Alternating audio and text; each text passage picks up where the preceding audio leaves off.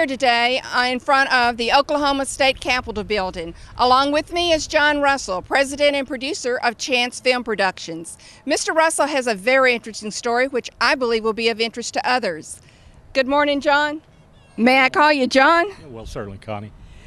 What are we doing here today?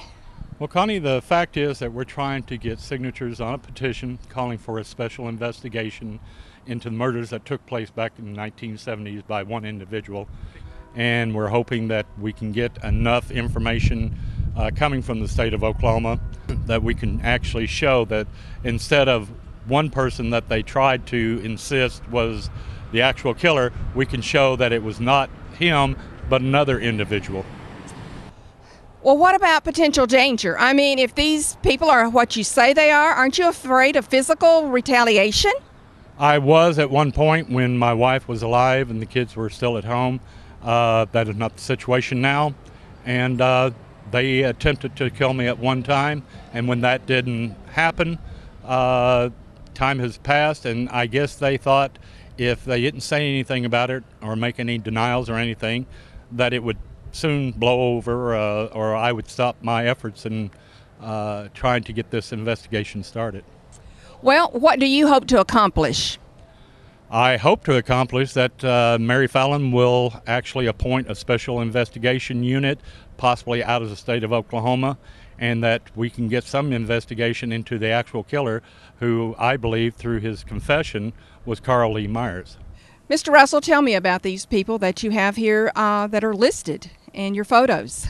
Well, first of all, Pete Weaver, who was the actual sheriff during the Camp Scott murders, headed up the investigation from his office as a sheriff. Larry Bowles was one of the OSBI agents that was involved in possible manufacturing evidence and planning evidence against Gene Hart, their suspect. Stan Florence is now the director of the OSBI, and at this point I've spoken with him, and no investigation has taken place as far as investigating Carl Myers' involvement in all 9 murders in northeastern Oklahoma. This picture on the top here is the pictures of the 3 girls who were actually raped and murdered at Camp Scott in Locust Grove, Oklahoma. Mike Wilkerson headed up the OSBI investigation, not only the investigation, but also the manhunt.